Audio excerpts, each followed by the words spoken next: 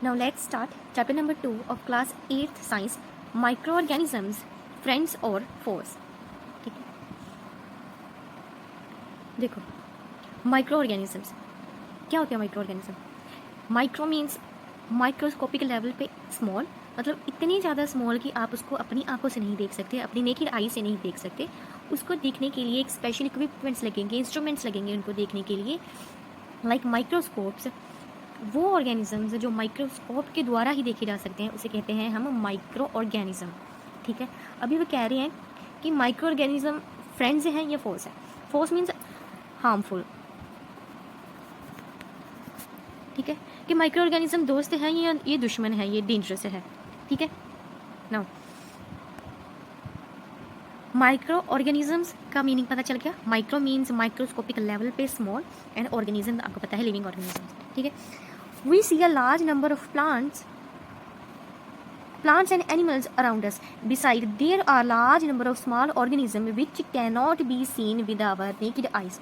देखो ये कह रहे हैं कि हम बहुत सारे large number of plants and animals देखते हैं हमारे आसपास, लेकिन इनके अलावा भी बहुत लार्ज अमाउंट में ऐसे ऑर्गेनिजम्स भी पाए जाते हैं जो हम अपनी आंखों से नहीं देख सकते, लेकिन होते वो हमारे आसपास ही हैं. However, they can be easily observed through microscope. कि ये वाले ऑर्गेनिज्म ईजिली माइक्रोस्कोप के द्वारा देखे जा सकते हैं, लेकिन अपनी आंखों से नहीं देख सकते, आप नेकेड आई से नहीं देख सकते. ठीक है, These living organisms are invisible to our naked eyes but are visible under microscope. वही बात कि ये ऐसे ऑर्गेनिजम्स हैं, इतने छोटे ऑर्गेनिजम्स हैं कि आप अपनी खुली आंखों से नहीं देख सकते, अपनी नॉर्मल आई से इसे नहीं देख सकते, ये इनविजिबल हो जाते हैं, बट माइक्रोस्कोप के अंदर ये आपको दिखते हैं. जिस लाइक आपने सबसे छोटा ऑर्गेनिज्म क्या देखा होगा, एक मकड़ी का बच्चा देखा होगा, राइट, या फिर आंट देखी होगी, कीड़ी देखी होगी एक, राइट. तो इतना छोटा ऑर्गेनिज्म आपने देखा होगा, जहाँ ऐसे आपने ऑर्गेनिज्म देखे होंगे जो मतलब चल रहे हैं, वो तो दिख रहे हैं, लेकिन उसकी शेप साइज स्ट्रक्चर आपको दिख नहीं रहा कि वो दिखता कैसे है. तो उससे भी छोटी ऑर्गेनिजम्स जो हमें दिख भी नहीं पा रहे, उन ऑर्गेनिजम्स को कहते हैं माइक्रो ऑर्गेनिजम्स, जो हम अपनी आंखों से नहीं देख सकते, सिर्फ और सिर्फ माइक्रोस्कोप्स के साथ देख सकते हैं, वो भी बहुत बड़ी इमेज उनकी बनती है. वो ऑर्गेनिज्म जिनको हम माइक्रोस्कोप के अंदर ही देख सकते हैं वो होते हैं माइक्रो ऑर्गेनिजम्स, और इनकी स्टडी को कहते हैं microbiology. Next, microorganisms include viruses and single-celled organisms like bacteria, yeast, protozoas and algae.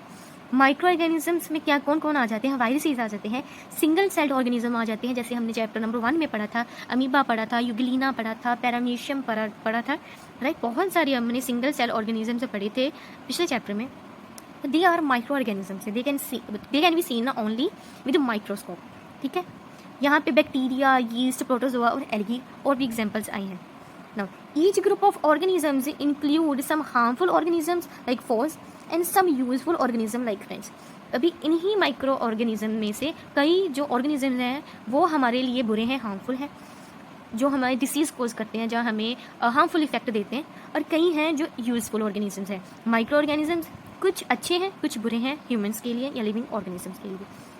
यहाँ पे एग्जाम्पल बताई हुई है, बैक्टीरिया बताया, पैरामीशियम बताया, यूग्लिना, अमीबा एंड स्पाइरोगारा.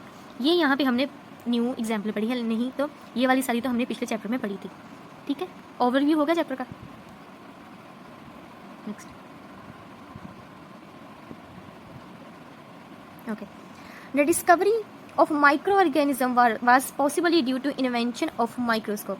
देखो माइक्रो ऑर्गेनिज्म की डिस्कवरी तभी पॉसिबल हुई जब माइक्रोस्कोप की इन्वेंशन हुई. कितने छोटे ऑर्गेनिज्म को हम जब देख ही माइक्रोस्कोप के अंदर सकते हैं, तो माइक्रोस्कोप बनेगा जब माइक्रोस्कोप की इन्वेंशन होगी, तभी तो माइक्रो ऑर्गेनिज्म डिस्कवर होंगे, राइट. तो ये जैसे पिछली वीडियो में हमने पिछले चैप्टर में रॉबर्ट हुक का नाम पढ़ा था साइंटिस्ट का, इसमें है एंटन वॉन लीवेनहुक.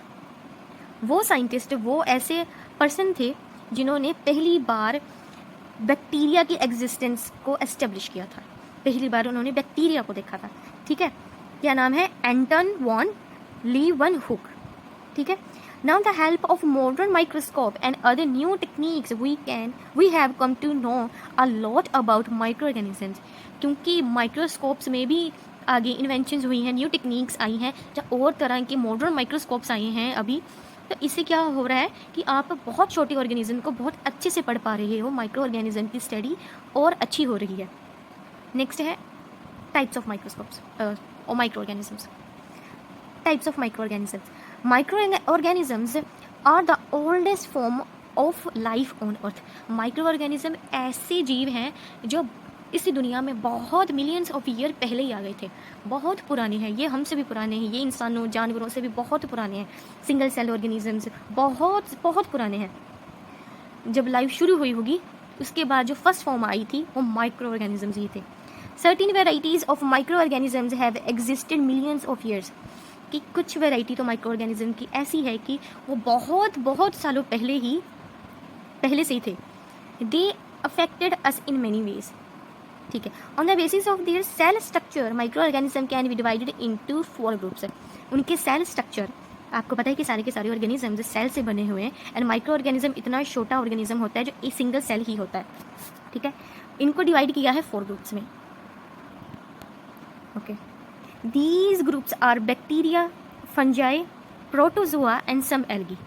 4 ग्रुप कौन कौन से हैं? Bacteria, fungi, protozoa and some algae. और ये आपको एग्जांपल्स दी हैं, कुछ बैक्टीरिया की दी हैं, फंजाई की दी हैं, प्रोटोजोआ की दी है एंड एल्गी की दी है।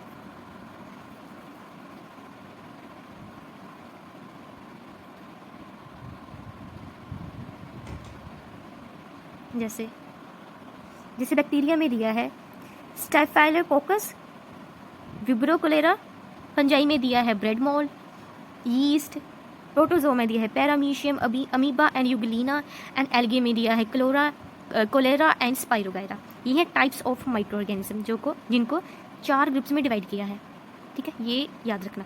नेक्स्ट है viruses are unique. Micro organism में एग्जाम्पल तो वायरसेस की भी थी कि वायरसेस भी होते हैं, लेकिन इसमें इन्होंने इंक्लूड नहीं किया। क्यों? क्योंकि वायरसेस आर यूनिक, वायरसेस इन सभी से अलग हैं। क्यों? वायरसेस ऐसी लिविंग ऑर्गेनिजम्स हैं या कहो नॉन लिविंग ऑर्गेनिजम्स हैं जो दोनों के बीच में आते हैं। जब वो होस्ट की बॉडी के अंदर होते हैं तो वो लिविंग ऑर्गेनिज्म बन जाते हैं, मतलब जीवित हो जाते हैं। जब वो बाहर होते हैं, लिविंग होस्ट के बाहर होते हैं, तो वो नॉन लिविंग ऑर्गेनिज्म कहे जाते हैं। समझ आ रही है? देखो, वायरसेस एक ऐसे हैं जो लिविंग भी है एंड नॉन लिविंग भी है, ये दोनों के बीच में है। देखो कहते viruses are unique, they can exhibit the character of both living organisms and non living things, ठीक है, लिविंग भी है नॉन लिविंग भी है। When they are floating in air और settle on a door they are non living, say salt and sugar. In fact they can be crystallised and store in jar for year. कह रहे हैं जब ये हवा में होते हैं या कहीं भी पड़े हुए होते हैं तो ये नॉन लिविंग है। जैसे सॉल्ट एंड शुगर, इनको आप स्टोर करके मिलियंस ऑफ बहुत सालों तक इनको स्टोर करके भी रख सकते हैं, ये ख़त्म नहीं होंगे। जब इनको लिविंग ऑर्गेनिज्म कोई मिलेगा, जब उसके अंदर जाएंगे फिर ये फिर से लिविंग हो जाएंगे, ठीक है। आप इनको स्टोर भी करके रख सकते हो। How ever one they come in contact with a suitable plant, animal और बैक्टीरिया, जब ये होस्ट, ये प्लांट, एनिमल एंड बैक्टीरिया इस वायरस के लिए एक होस्ट का काम करते हैं, ठीक है। जब वो इनके अंदर आ जाता है तो फिर ये लिविंग बन जाता है। दे show the characteristic of living organism, जब वो सूटेबल एक होस्ट के कॉन्टैक्ट में आ जाता है तो ये लिविंग हो जाते हैं। They infect the cell and quick multiply inside it, वे क्या करते हैं, वो जल्दी से जब अंदर आ जाते हैं उस लिविंग ऑर्गेनिज्म के अंदर तो उस सेल को इन्फेक्ट करना शुरू कर देते हैं। फिर वो अपने उसके अंदर मल्टीप्लाई करते हैं, इतनी रिप्रोडक्शन करते हैं, अपनी इतनी कॉपीज़ बना लेते हैं, अपने जैसे बहुत सारे बना लेते हैं। Viruses are therefore regarded as being borderline between living and non-living entities. तो वायरसेस एक ऐसे ऑर्गेनिजम्स हैं जो living and non living organism के बॉर्डर लाइन पे है, इन बिटवीन है। यहाँ पे कुछ वायरसेस की डिफरेंट शेप्स बताई हैं, डिफरेंट वायरसेस बताई, जैसे ये वाला सबसे इंपॉर्टेंट है, इट इज़ बैक्टीरियोफॉज, जो किसको इन्फेक्ट करता है, बैक्टीरिया को। ये बैक्टीरिया के अंदर जाके फिर इसने मल्टीप्लाई करना है, बहुत सारा अपनी इतनी कॉपीज़ बना लेनी, अपने इतनी ज़्यादा अपने जैसे बना लेने, फिर वो बैक्टीरिया का सेल बर्स्ट हो जाएगा, वो ये सारे के सारे जो वायरसेस हैं वो बाहर आ जाएंगे।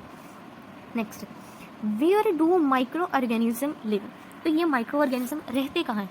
माइक्रो ऑर्गेनिज्म हम अपनी आंखों से देख तो नहीं सकते, होते ये हर जगह है, हवा में भी होते हैं, लेकिन हवा में कुछ दिखता है? कुछ नहीं दिखता। अगर वो पानी में भी होंगे आपको पानी में भी नहीं दिखेंगे, सिर्फ और सिर्फ आपको माइक्रोस्कोप के द्वारा ही दिखेंगे। Next, micro organisms are found in all kinds of environment, जो माइक्रो ऑर्गेनिजम्स एक ऐसा लिविंग ऑर्गेनिजम्स हैं जो हर एक इन्वायरमेंट में पाए जाते हैं। हर एक इन्वायरमेंट का मतलब है ठंडी में भी पाई जाते हैं, गर्मी में भी पाए जाते हैं। गर्मी ये नहीं कि थोड़ी बहुत ही गर्मी या थोड़ा बहुत ही ठंड, ये आइस कोल्ड बर्फ़ में भी पाई जाते हैं, और हॉट जैसे वॉल्केनो है, लावा में है, यहाँ पे भी पाए जाते हैं। मतलब इतना उन्होंने अपने आप को अडेप्ट कर लिया कि वहाँ पर भी रह सकते हैं जहाँ पे नॉर्मल कोई लिविंग ऑर्गेनिज्म रह नहीं सकता। वही microorganisms are found in all kinds of environment in ice cold water and hot spring in dry marshy और saline areas। ये यहाँ सारी जगह में पाए जाते हैं, ठीक है, एग्जाम्पल्स नोट कर लो। Some of them need oxygen for their growth while other do not। Micro organism कईयों को ऑक्सीजन की ज़रूरत होती है फॉर एवरी, जो भी उन्होंने काम करना होता है, ग्रोथ करनी है, रिप्रोडक्शन करनी है, कुछ भी करना है, उन्हें ऑक्सीजन चाहिए। जैसे हमें ऑक्सीजन चाहिए to do any work, right, जीने के लिए हमें ऑक्सीजन चाहिए, वैसे ही कई ऑर्गेनिजम्स को, माइक्रो ऑर्गेनिज्म को ऑक्सीजन की नीड होती है, लेकिन कई ऐसे होते हैं जो ऑक्सीजन की एब्सेंस में भी रह लेते हैं। They are found in soil, on the ocean floor, high in atmosphere and deep inside rock within the earth crust।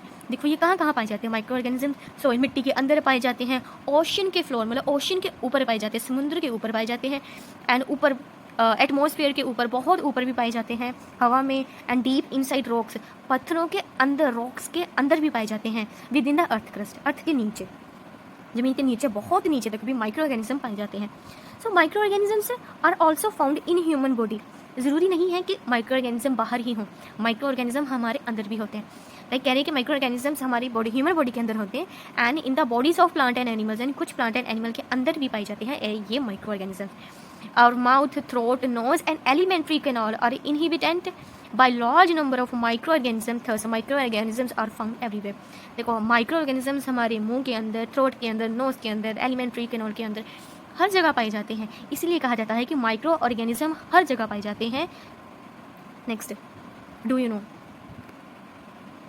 extremophils are microorganisms which have adapted themselves so that they can survive and even thrive in the conditions that are normally fatal to most of life forms। क्या कह रहे हैं?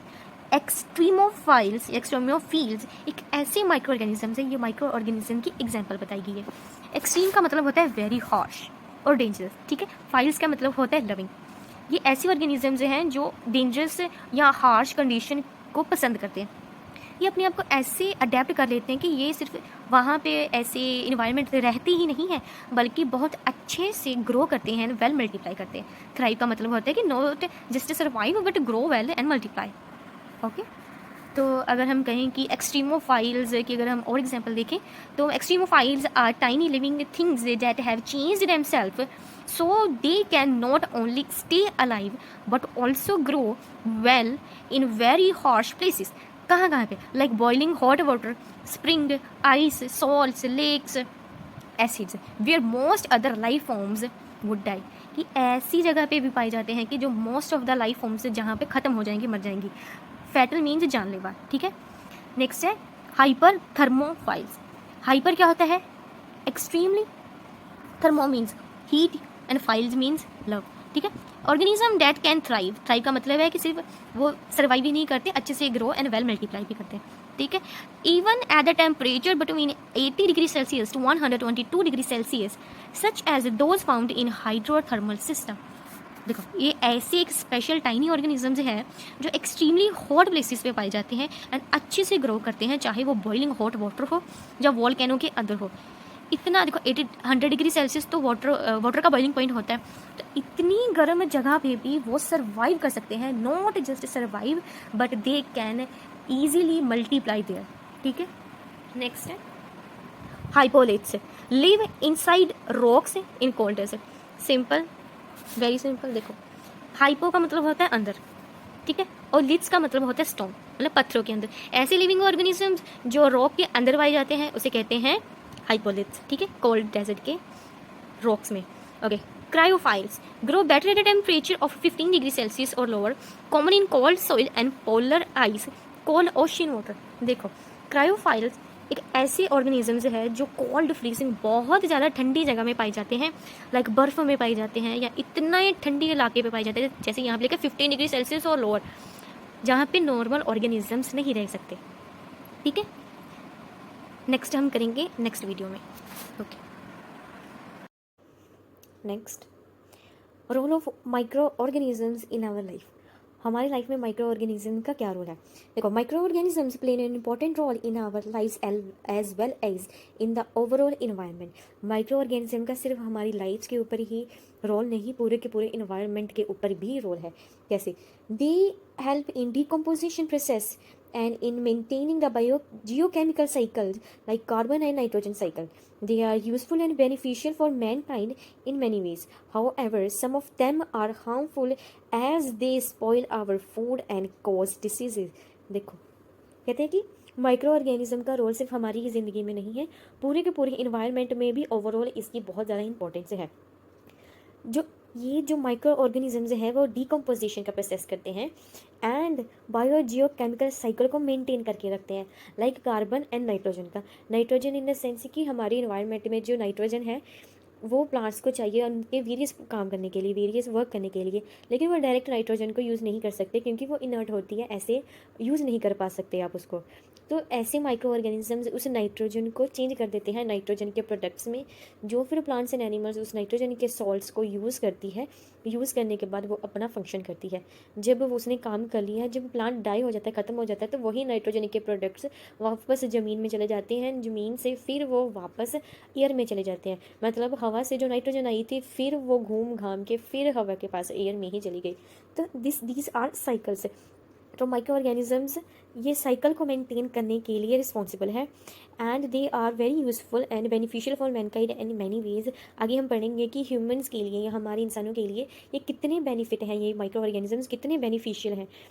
However in some of them are harmful and they can spoil our food and cause disease। हालांकि कई micro organism ऐसे हैं जो food poisoning कर देते हैं एंड बहुत सारे डिसीजेस कॉज कर देते हैं। मीन्स ये अच्छे भी हैं, ये बुरे भी हैं। कुछ अच्छे हैं इंसानों के लिए या ऑर्गेनिजम्स के लिए अच्छे हैं एंड कुछ उनके लिए बुरे हैं, बीमारियाँ कॉज करते हैं। ठीक है, नेक्स्ट है microbial population in our human body. हमारे ह्यूमन बॉडी के ऊपर माइक्रोबियल पॉपुलेशन कितनी है या माइक्रोब्स कितने पाए जाते हैं, कहाँ कहाँ पाए जाते हैं। लाइक इस डायग्राम में भी बताया हुआ कहाँ कहाँ पे कितने कितने पाए जाते हैं। लेकिन देखो, under normal condition our bodies houses a large population of micro organisms. कहते हैं कि नॉर्मल कंडीशन में जो हमारी बॉडी है वो बहुत सारे माइक्रो ऑर्गेनिज्म को घर देती है रहने के लिए। मीन्स बहुत सारे ऑर्गेनिजम्स माइक्रो ऑर्गेनिज्म हमारे ऊपर रहते हैं नॉर्मल कंडीशन में हर टाइम। इसलिए कहते हैं कि हमेशा हाथ धो के खाना चाहिए, खाना खाना चाहिए। ठीक है, कभी भी गंदे हाथों से नहीं खाना चाहिए क्योंकि जो माइक्रो ऑर्गेनिजम्स हवा में रहते हैं, हाथ पे चिपके रहते हैं, तो हाथ धोकर ही खाना खाना चाहिए, नहीं तो वो सीधे अंदर चले जाएंगे। And they are however kept in balance and usually harmless. तो ये एक नॉर्मल कंडीशन में होते हैं या उतने नंबर में होते हैं कि ये हमें बीमारी कोज नहीं करते, हार्मफुल नहीं करते नॉर्मल कंडीशन में। लेकिन जब इनका नंबर बढ़ जाता है तो ये डेफिनेटली डिसीज़ कोज करेंगे या कोई भी बीमारी कोज करेंगे या कोई भी इन्फेक्शन कोज करेंगे। These micro organisms are important for our body. They form essential system that helps our body. देखो, जो माइक्रो ऑर्गेनिजम्स हमारी ऊपर रहते हैं या हमारे अंदर रहते हैं जो हेल्पफुल हैं, ठीक है, वो कहते हैं कि वो एसेंशियल रोल प्ले करते हैं एंड बहुत इंपॉर्टेंट है हमारी बॉडी के लिए, हमारी ओवरऑल हमारे रहने के लिए, हमारी कंडीशंस के लिए। ठीक है, माइक्रो ऑर्गेनिजम्स अभी है कि चैप्टर का नाम था माइक्रो ऑर्गेनिज्म फ्रेंड्स और फोर्स। पहले हम micro organism as a friend पढ़ेंगे। जैसे micro organisms are friend in many ways like uses in food. देखो, curd and cheese formation, lactobacillus bacteria हमने पढ़ा है ना, तो बैक्टीरियम एक बैक्टीरिया को कहा गया है। तो लैक्टोबैसिलस एक टाइप का बैक्टीरिया है that help in formation of curd, जो दही बनाने में या दही जमाने में हेल्प करता है। जब हम दूध को गर्म करते हैं तो दूध को हम एक ऑप्टिमम टेम्परेचर पे गर्म करते हैं, फिर उसमें हम थोड़ा सा दही लगाते हैं और उसको कपड़े से ढक के या फिर इंसुलेटर वाली जगह पे जहाँ पे एनर्जी की ट्रांसफ़र ना हो तो वहाँ पे रख देते हैं। तो फिर कुछ घंटों के बाद वो दही जम जाता है। तो कौन उस दही को बनाता है? लैक्टोबैसिलस बैक्टीरियम बनाता है। एट फेवरेबल कंडीशंस या at favourable temperature it multiplies in milk and convert it into curd. अपनी favourable conditions means optimum temperature like 40 to 50 degree Celsius पे जब मिल्क गर्म होता है एंड आप उसमें दही लगाते हो, तो वो जो मिल्क में जो ये बैक्टीरिया जो मिल्क दही में पाया जाता है, जब वो दूध में मिक्स हो जाता है तो वो अपने आप इतनी रिप्रोडक्शन करता है, अपनी जैसी इतनी कॉपीज़ बना लेते हैं कि वो दूध को दही में कन्वर्ट कर देता है। Some bacteria and fungi also are also involved in making of cheese। अभी जैसे बैक्टीरिया हमने पढ़ा है कर्ड के लिए, वैसे ही कुछ बैक्टीरिया और फंजाई हैं जो चीज़ बनाने में हेल्प करते हैं। ठीक है, नेक्स्ट है fermentation process in bakery. Fungi like yeast reproduce rapidly and produce carbon dioxide. Fungi like yeast की एग्जांपल लिए, कहते हैं बहुत रैपिडली मीन्स बहुत बहुत तेज रिप्रोडक्शन करती है अपनी, जैसे और बनाती है, मल्टीप्लाई करती है, ठीक है, अपनी कॉपीज बनाती है, एंड कार्बन डाइऑक्साइड CO2 बनाती है, ठीक है, कार्बन डाइऑक्साइड बनाती है, जब वो मल्टीप्लाई करती है तो कार्बन डाइऑक्साइड बनाती है। The gas when trapped in dough और batter use in idlis dosa cause increase in volume and make it fluffy and soft, this is called as fermentation. देखो आपने देखा है कि जब भी आप किसी भी आटे में, जहाँ मैदे में जब आप यीस्ट डालते हो, तो जब आपने आटे में यीस्ट डाल के जब आपने उसको गूंद के रखा, तो थोड़े टाइम पे पहले ऐसा था, फिर जब आपने ढक के रखा, उसको अच्छे से कवर करके रखा, अच्छे से कवर करके रखा, तो थोड़ी देर बाद देखोगे कि उसका साइज़ आटे का बहुत ज़्यादा इंक्रीज़ हो जाता है, बहुत ज़्यादा इंक्रीज़ हो जाता है, और उसके जो आटे के डो में है, जो आपने आटा गूंदा हुआ है, तो उसके बैटर में ऐसे ऐसे इतने सारे पोर्स, इतने सारे शेर पैदा हो जाते हैं, इतनी ज़्यादा एयर स्पेस ट्रैप वहाँ पे हो जाती है कि वो बहुत फ्लफ़ी फ्लफ़ी सॉफ्ट सॉफ्ट सा बैटर हो जाता है। एक तो उसका साइज़ बहुत ज़्यादा इंक्रीज़ कर जाता है, लाइक इससे ये इतना बन जाता है, ठीक है। जब साइज़ इंक्रीज़ कर देता है तो उसके अंदर हवा ही भरी जाती है, कार्बन डाइऑक्साइड भरी जा रही है ना, तो वो पोर्स बना देती है। जब वो पोर्स वाला आटे को जब आप उसको बेक करते हो तो अच्छे से सारा का सारा अंदर सारा अच्छे से बेक हो जाता है, ठीक है। यही प्रोसेस को कहते हैं फर्मेंटेशन। जब जो भी फंजाई या कोई यीस्ट बैक्टीरिया कोई भी आप यूज़ करके जब वो कार्बन डाइऑक्साइड छोड़ते हैं, तो वो जो बैटर को प्लफीनेस एक जो प्रोवाइड कर देता है, जो उसका वॉल्यूम को डबल ट्रिपल कर देता है, उसी प्रोसेस को फर्मेंटेशन कहते हैं, ठीक है।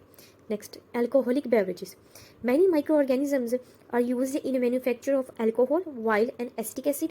देखो बहुत सारे माइक्रो ऑर्गेनिजम्स अल्कोहल, वाइन और fungi wine and acetic acid को बनाने के लिए यूज़ होते हैं माइक्रो ऑर्गेनिजम्स। आपको बेवरेजेस तो पता ही है ना, जैसे ड्रिंक्स वगैरह होती हैं, लाइक चाय हो गई, जूसेस हो गए, या फिर आप और भी कितने ड्रिंक्स पीते हो, तो वो बेवरेजेस में ही आती हैं। लेकिन ये अल्कोहलिक बेवरेजेस है, तो यहाँ पे माइक्रो ऑर्गेनिजम्स यूज़ किए गए हैं जो अल्कोहल, वाइन और एसिटिक एसिड को बनाने के लिए यूज़ किए जाते हैं। Fungi like yeast and convert natural sugar present in serial fruit into alcohol. तो यहाँ पे फंजाई लाइक यीस्ट को यूज़ किया जाता है, जो नेचुरल शुगर को, जो सीरियल्स और फ्रूट के अंदर जो शुगर होती है उसको कन्वर्ट कर देता है अल्कोहल में, and this alcohol is then used to make alcoholic beverages. फिर यही अल्कोहल को अल्कोहलिक बेवरेजेस बनाने के लिए यूज़ किया जाता है। And acetic acid is commonly known as vinegar. जो आप घर में विनेगर यूज़ करते हो, जब नूडल्स वगैरह बनाने होते हैं, जब सूप वगैरह बनाना होता है, तो आप विनेगर यूज़ करते हो ना, तो उसका सेकेंड नेम, उसको कॉमनली एसिटिक एसिड को ही विनेगर कहा जाता है। तो वन वर्ड में ये आंसर आ सकता है। Is also produced by similar process. तो एसिटिक एसिड मीन्स विनेगर भी इसी प्रोसेस से बनता है, ठीक है। माइक्रो ऑर्गेनिजम्स देखो कितनी हेल्प करते हैं, कितनी चीज़ें बनाने के लिए। आगे हम और पढ़ेंगे ना। एक्टिविटी 1 कहते हैं कि take 5 beakers and label ABCDE। You have label them with marker pen.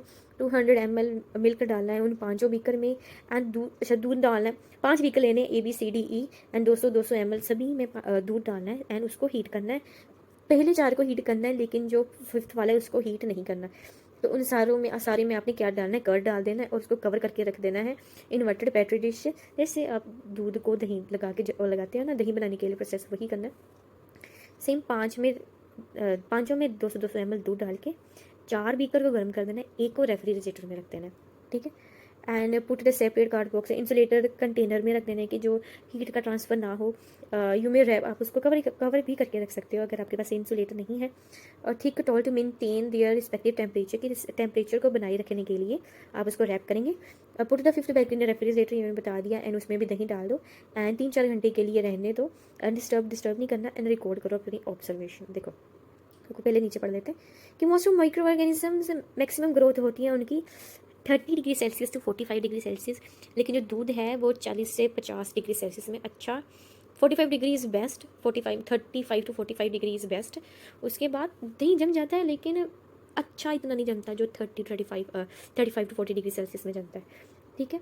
ये रीज़न क्या है? ओके रुको। Milk test sweet because of the presence of sugar in called lactose.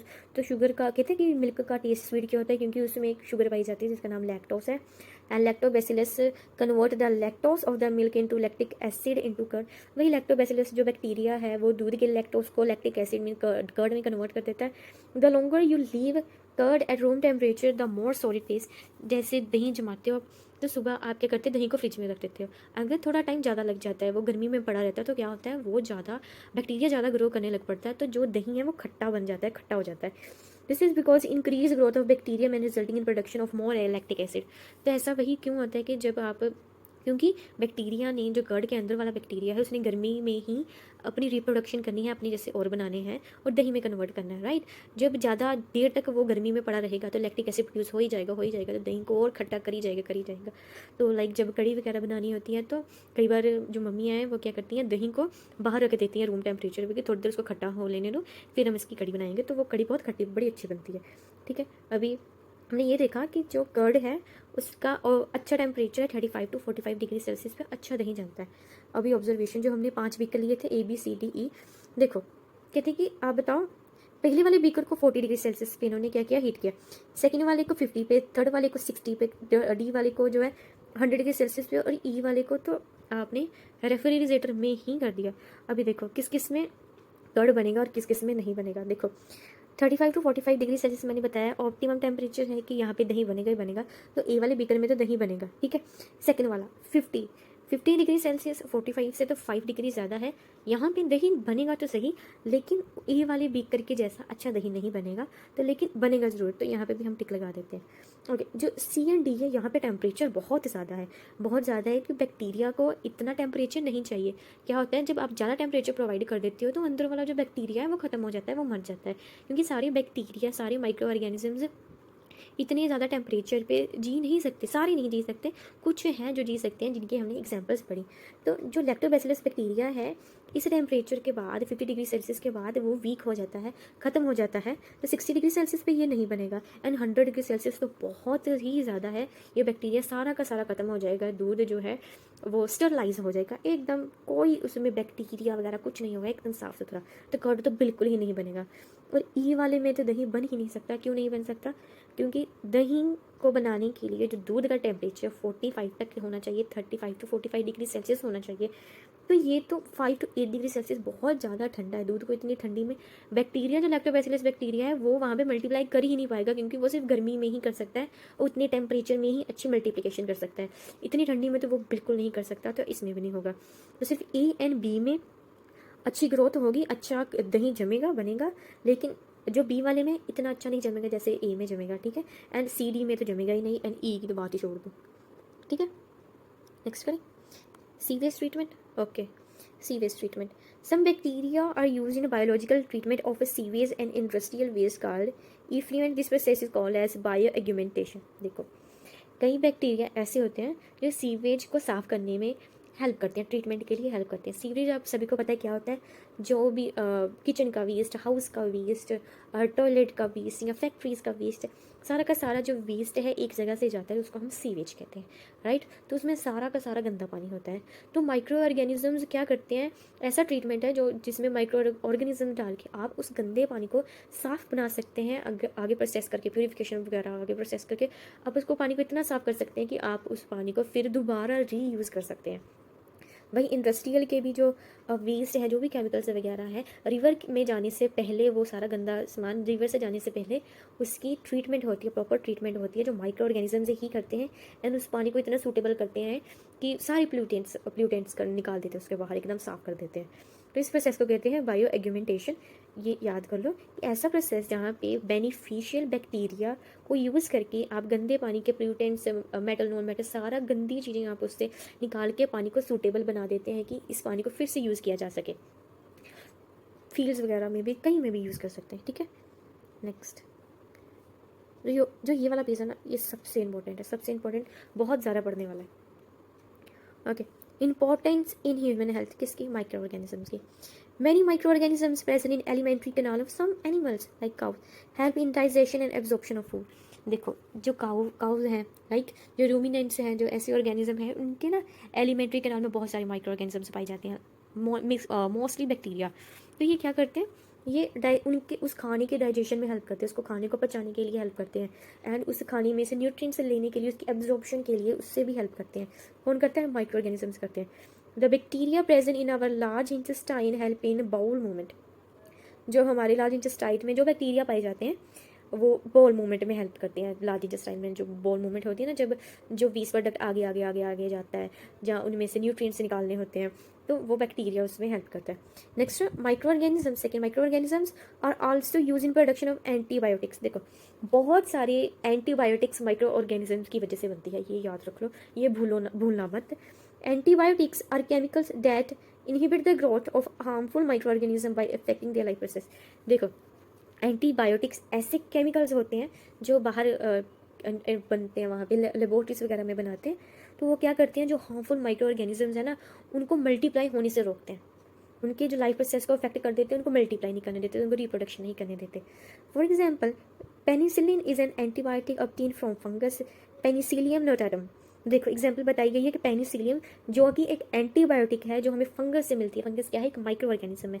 कौन सा, पेनिसिलियम नोटाटम, वो वाली फंगस से आपने पेनिसिलियम एक एंटीबायोटिक ली। नेक्स्ट है streptomycin, tetramycin and erythromycin are some antibiotic obtained from fungi and bacteria. ये कुछ एग्जांपल्स हैं, लर्न कर लो। ये सेम है, माइसिन माइसिन आना है, एरिथ्रोमाइसिन, स्ट्रेप्टोमाइसिन, टेट्रामाइसिन, ठीक है। तो ये ऐसे एंटीबायोटिक्स हैं जो फंजाई एंड बैक्टीरिया से पाई जाती हैं, माइक्रो ऑर्गेनिजम्स में से पाई जाते हैं। देखो next, antibiotics are extremely effective in treatment of various microbial infection disease like tuberculosis, cholera etcetera. जो एंटीबायोटिक्स हैं वो बहुत ही ज़्यादा इफेक्टिव हैं, बहुत हेल्प करते हैं।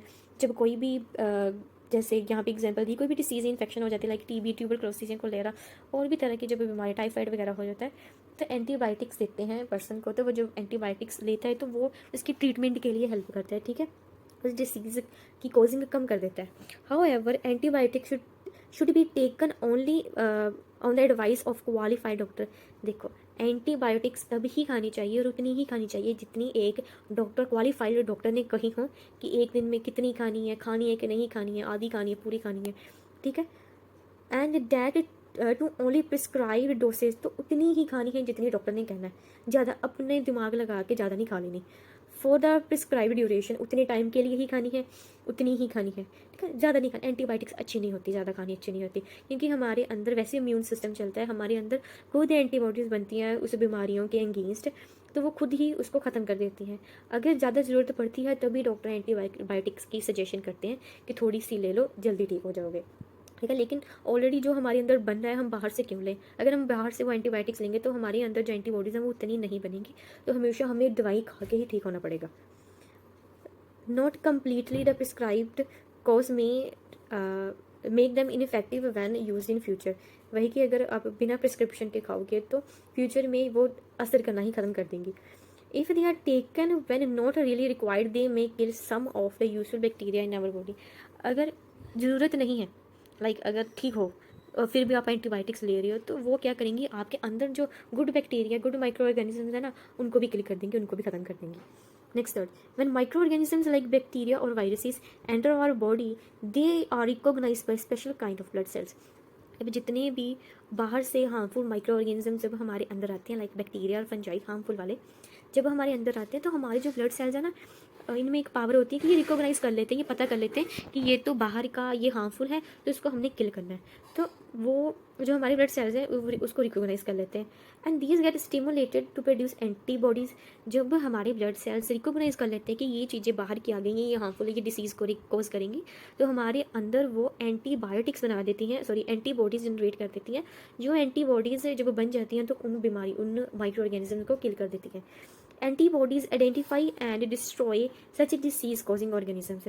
जो एंटीबॉडीज़ हैं उनको आइडेंटिफाई करती है कि ये वाला वायरस है, तो इसको मैंने डिस्ट्रॉय कर देना है, इसको ख़त्म कर देना है कि वैसी कोई बीमारी आगे जाके ना हो। During this process the body remembers the type of micro organism. देखो हमारी बॉडी का भी दिमाग है कि अगर सेम टाइप का ऑर्गेनिज्म या वायरस फिर हमारे अंदर आता है तो सेम तरह की एंटीबॉडी उसको जाके किल कर देती है, याद रखती है कि ये आया था तो मैंने ये वाली एंटीबॉडी लगा के इसको किल किया था, तो ये फिर से आ गया, मैंने फिर से इसको ऐसे किल कर देना है, ठीक है। तो हमारी बॉडी इसको याद रखती है। If the same organism enter the body again it will recognize and destroy much faster.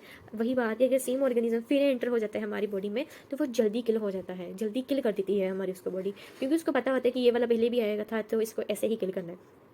This is called immunity. तो इस प्रोसेस को इम्यूनिटी कहते हैं।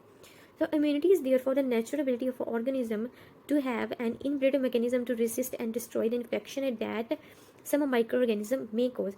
तो इम्यूनिटी क्या है, वैसी नेचुरल एबिलिटी है हमारे ऑर्गेनिजम्स की या हमारी जो कोई भी बीमारी माइक्रो ऑर्गेनिज्म बाहर से आते हैं तो उससे हमें बचा के रखती हैं, उससे रेसिस्ट प्रोवाइड करती हैं कि बीमारी ना हो एंड कुछ भी डिस्ट्रॉय ना हो पाए, तो कोई भी इन्फेक्शन वो माइक्रो ऑर्गेनिज्म ना कर पाए।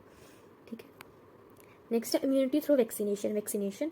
Vaccination is an important way to build immunity. Vaccination एक ऐसा वे है जिससे आप अपनी इम्यूनिटी को बढ़ा सकते हो, बिल्ड कर सकते हो। ठीक है, वैक्सीन जैसे कोरोना में भी वैक्सीन्स लगी थी ना।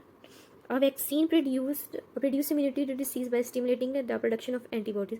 तो वैक्सीन जब हमारे अंदर हमें वैक्सीन लग जाती हैं तो वो बीमारी के लिए जो भी, जैसे कोरोना वायरस था, तो कोरोना वायरस की जो वैक्सीन थी तो उसने जब हमारे अंदर वो वैक्सीन लगाई तो उसने ऐसी एंटीबॉडीज़ बना दी कि अगर कोरोना वायरस रियल में आ जाएगा तो वो एंटीबॉडीज़ उसको किल कर देंगी।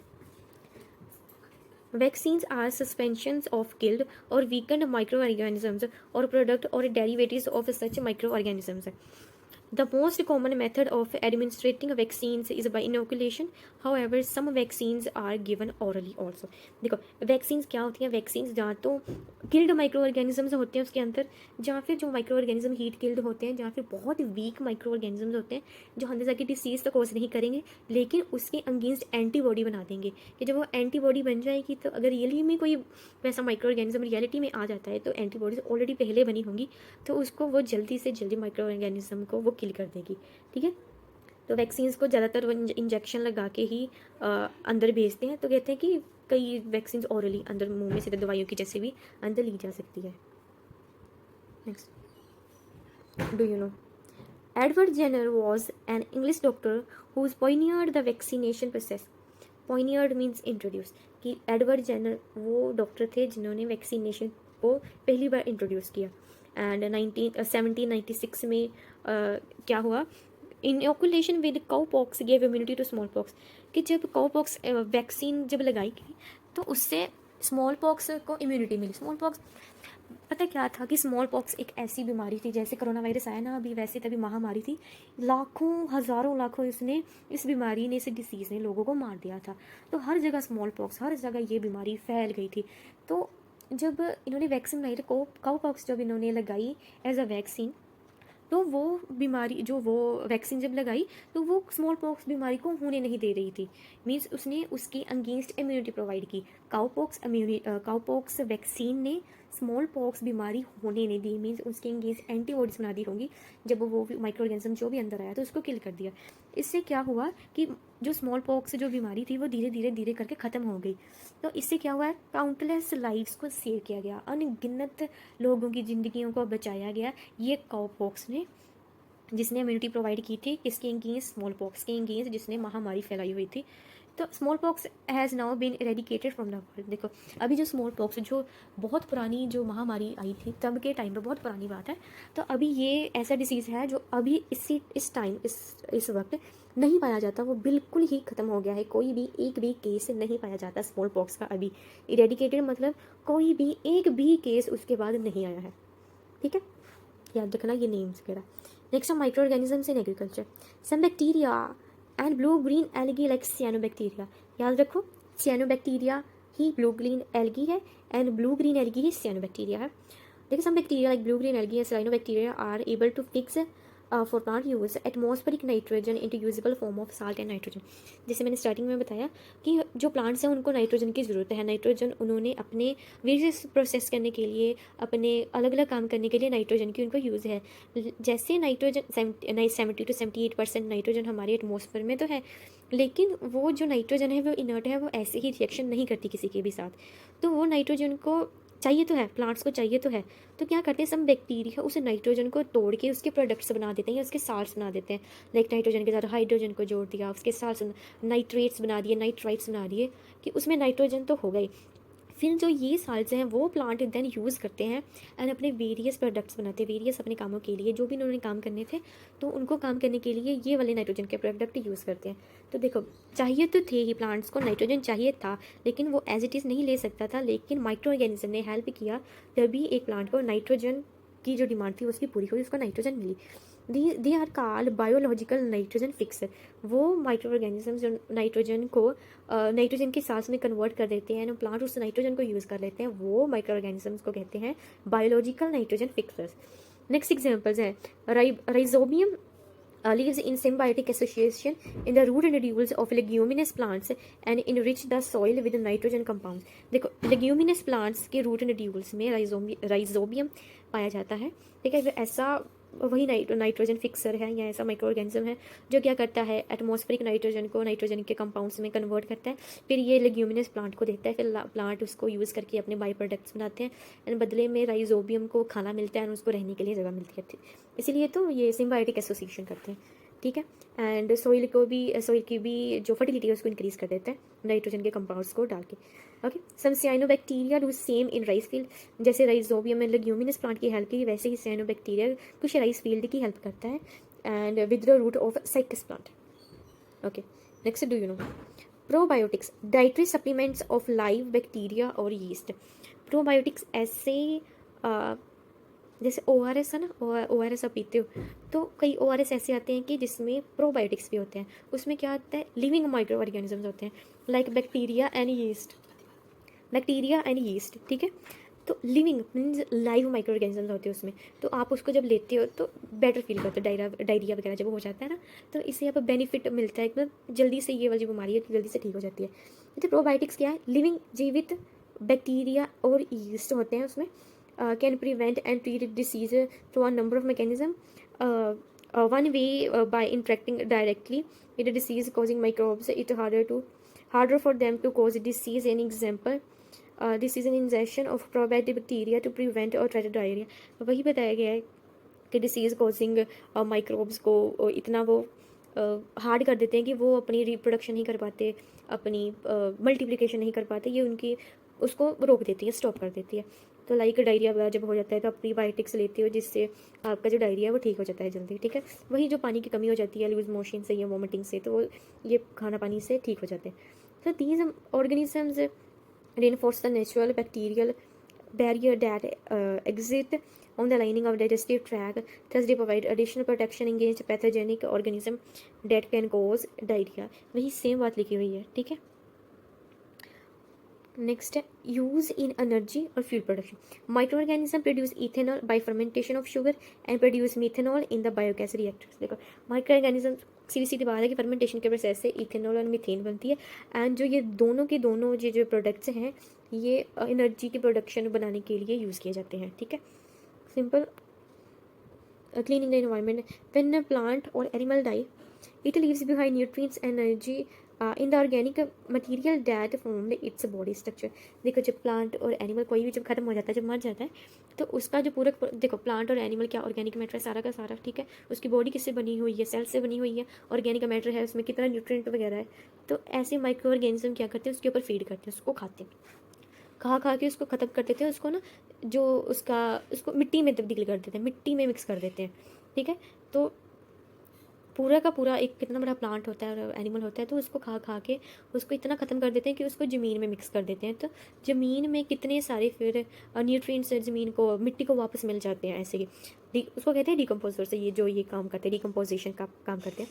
Decomposers eventually convert all such organic matter into carbon dioxide and nutrients. तो डिकम्पोजर क्या करते हैं, यही जो उनके जो वेस्ट हैं प्लांट एंड एनिमल से ख़त्म हो गया, उनकी बॉडी को, उनका ऑर्गेनिक मैटर को कन्वर्ट कर देते हैं कार्बन डाइऑक्साइड एंड न्यूट्रिएंट्स में।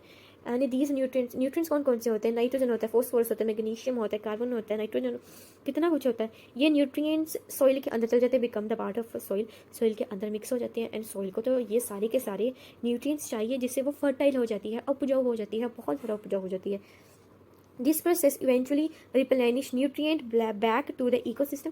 तो ये क्या होता है, जैसे एग्जांपल नाइट्रोजन परी, नाइट्रोजन एटमॉस्फेयर में से फिर उसको ज़मीन में डाला गया, ज़मीन से वो प्लांट ने ली, प्लांट जब खत्म हो गया फिर ज़मीन से फिर एटमॉस्फेयर में। तो ये साइकिल इकोसिस्टम में, ये साइकिल फिर से चलता रहता है ऐसे कि जो न्यूट्रिएंट्स जो नीचे आए थे फिर वापस इकोसिस्टम में बैक चले गए and thereby allowing the plant to grow.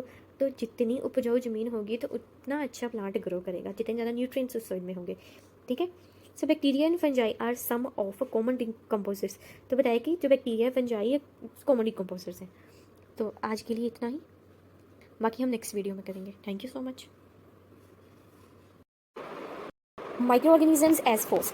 देखो माइक्रो ऑर्गेनिजम्स एज फ्रेंड्स तो हमने पढ़ लिया कि जैसे कैसे माइक्रो ऑर्गेनिजम्स जो हमारे लिए बेनिफिशियल हैं, हमें बेनिफिट देते हैं, ह्यूमन बींग्स को या एनिमल्स को, जो भी लिविंग बींग्स को। Now micro organism as forces, that how they are harmful और dangerous to humans, animals and plants. ठीक है, कि कैसे डेंजरस है, ये हार्मफुल है हमारे लिए। Some microorganisms are harmful in different ways. They cause disease in human beings, plants and animals. देखो कुछ माइक्रोऑर्गेनिजम्स ऐसे हैं जो बीमारियां कोज करते हैं, दे are very harmful.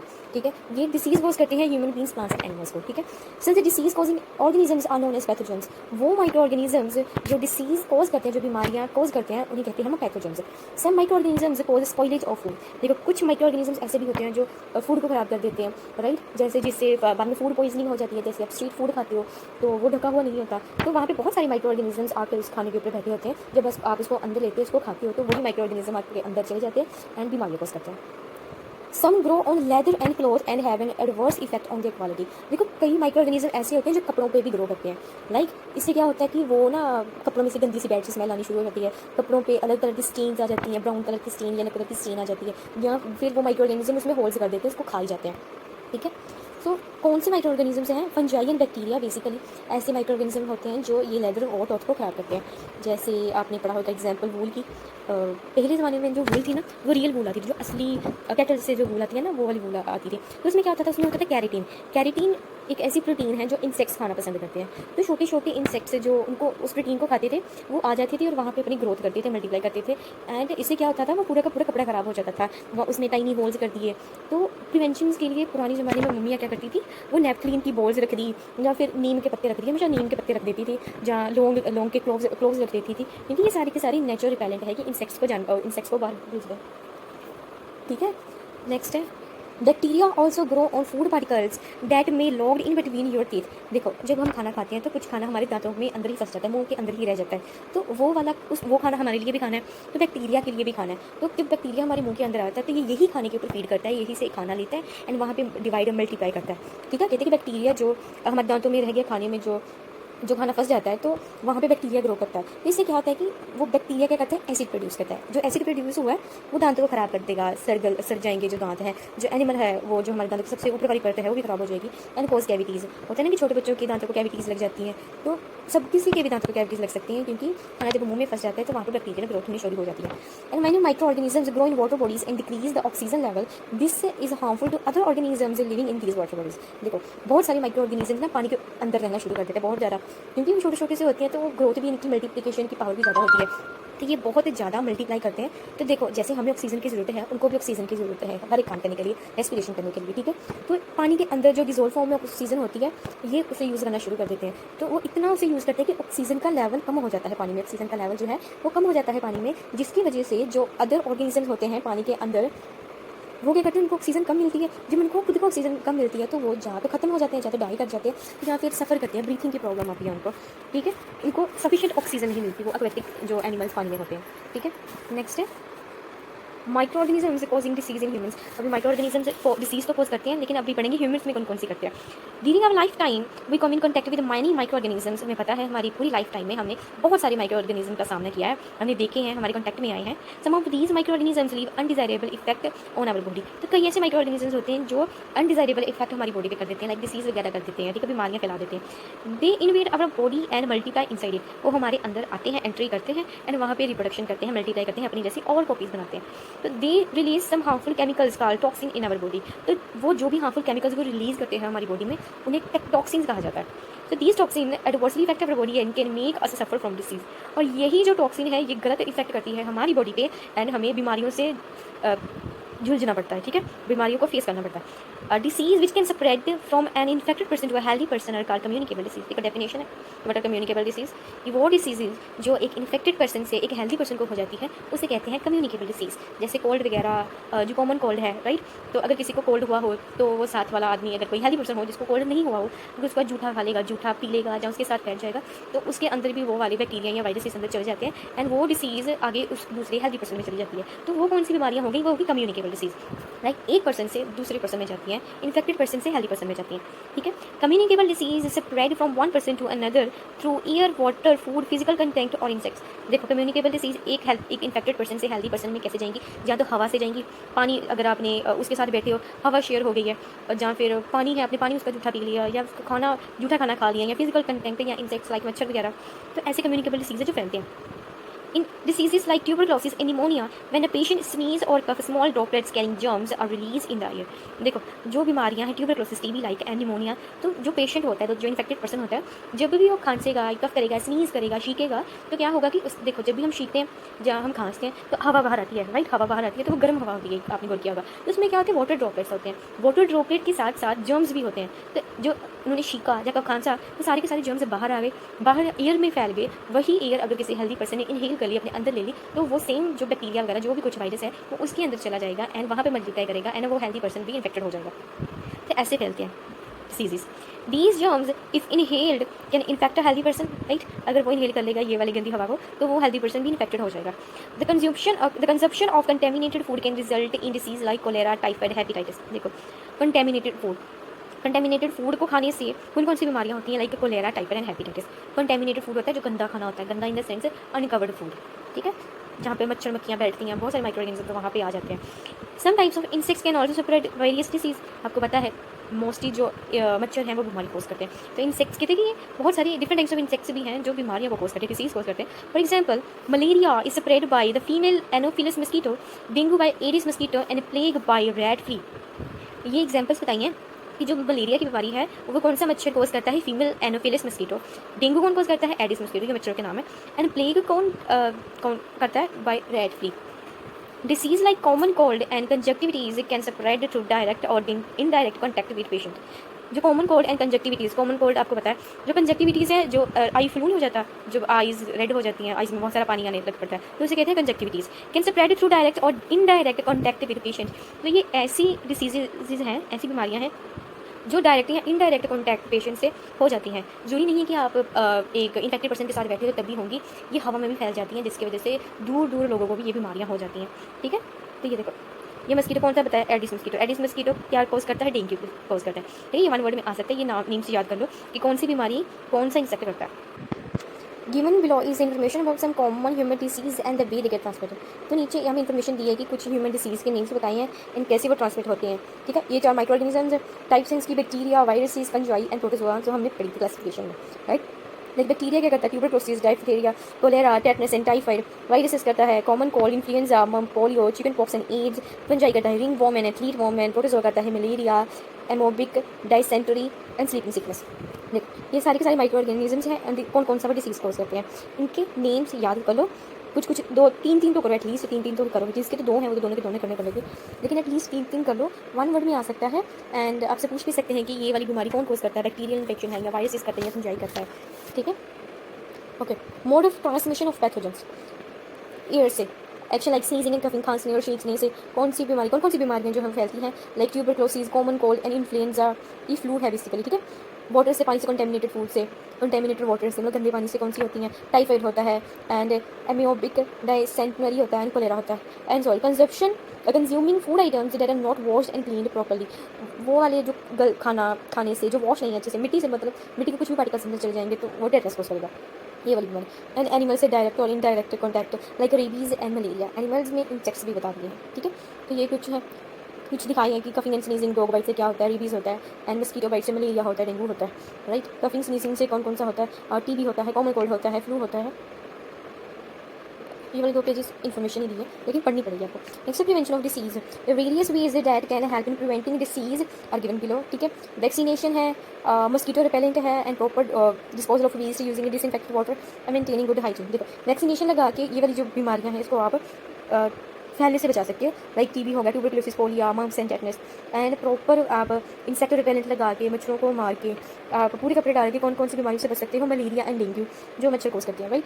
And proper disposal of waste and using disinfected water, अच्छा पानी पीने से, डिसइंफेक्टेड पानी यूज़ करने से कौन सी बीमारियों से बच सकते हैं, कोलेरा हो गया, टाइफाइड भी इसमें आता है, ठीक है। एंड गुड हाइजीन से ring warm and athlete foot, ये वो हो जाती है ना जैसे पैरों में ददरी सी हो जाती है, वो सर्कल सा, लाइक ये फुट है, जैसे स्पॉज होता है तो यहाँ पे ऐसा सर्कल सा रेड से कलर का सर्कल बनना शुरू हो जाता है, तो वो बहुत इचिंग बहुत होती है यहाँ पे, ठीक है। तो ये फंजाई कोज करती है, फंगी, ठीक है। Next, micro organisms causing disease इन एनिमल्स। अभी हमने ह्यूमन बींग्स का पढ़ लिया। Now in animals micro organisms also cause disease in animals के माइक्रो ऑर्गेनिजम्स एनिमल्स को भी डिसीज कॉज करते हैं। दैट आपने रेबीज़ के बारे में तो पढ़ा ही होगा, जो डॉग की वाइफ से होता है, and foot and mouth disease जो कैटल्स वगैरह को होता है, ठीक है। तो सच डिसीज में इफेक्ट डोमेस्टिक एनिमल्स, तो ये ऐसी डिसीज़ है जो डोमेस्टिक एनिमल्स जो हमारे घर में जो हमने पालतू जानवर रखे हैं उनको इफेक्ट करती है, एंड पेट्स और ह्यूमन बींग्स को जो उनके साथ रहते हैं उनको इफेक्ट करती है। Human beings also get infected if they come in contact with infected animal. वैसे ये रेबीज़ के बारे में बताया कि जैसे जो रेबीज़ है, रेबीज़ में क्या होता है कि अगर कुछ, पहली बात तो ये एक जब ज़्यादातर आपने डॉग्स के बारे में पढ़ा होगा कि इसको रेबीज़ हो गया तो क्या करता है, वो डॉग बड़ा अग्रेसिव हो जाता है, रेस्टलेस हो जाता है, वो भूखी जाएगा तो किसी को काटने को पड़ता है, राइट। क्या होता है उसके ना दिमाग में असर हो जाता है, उसके नर्वस सिस्टम में असर हो जाता है। तो अगर वो किसी ह्यूमन को काटते तो ह्यूमन अगर प्रॉपर वैक्सीनेशन या दवाई नहीं लगाएगा, टीके नहीं लगाएगा, तो वो क्या होगा, वो रेबीज़ उसको भी हो जाएगा। तो सेम वो डॉग की तरह हरकत करने लग पड़ेगा, राइट। तो ऐसे सिर्फ उस एनिमल को ही नहीं इफेक्ट करता, ह्यूमन बींग्स को भी साथ में ही इफेक्ट करता है। एंड जो फुट एंड माउथ डिसीज़ है वो कैटल की, इसमें क्या होता है, जो कैटल्स है ना उसके मुंह में और पैरों में छाले हो जाते हैं, ब्लिस्टर्स हो जाते हैं, ठीक है। तो इससे क्या होता है ना, वो अच्छे से तुर फिर पाती है, मतलब उसका वॉक करना टुरना बहुत बुरा हो जाता है कि वो तुर नहीं सकती। एंड सेकंड, वो खाने में उसको प्रॉब्लम आएगी कि खाना उसके अंदर नहीं जाएगा, उसका दर्द होगी, पेनफुल सोलो करेगी। एंड जो इसकी मिल्क की प्रोडक्शन होती है वो भी बहुत कम हो जाती है। The following tables tell us about some disease cause micro organisms in animals. जैसे यहाँ पे हमने पढ़ा, वैसे सेम यहाँ पे भी है, ठीक है। लाइक एंथ्रेक्स बैक्टीरिया कोज करता है, किसको करता है, कैटल को करता है। फुट एंड माउथ डिसीज है, कौन कोज करता है, वायरस करता है, किसको करता है, कैटल को करता है। रेबीज वायरस होती है डॉग्स एंड मंकी को, ट्यूबरक्लोसिस बैक्टीरिया से कोज होती है कैटल एंड पोल्ट्री को। तो ये सारे आप एक बार देख लेना, ठीक है। रिंग वॉर्म रह गया है एंड ये 2 और रह गए, तो एक बार ये देख लेना। Next last, micro organisms causing disease in plants. अभी देखो, माइक्रो ऑर्गेनिजम्स ना केवल ह्यूमन्स को, एनिमल्स को, बल्कि प्लांट्स को भी बीमारी डिसीज कोज करती है।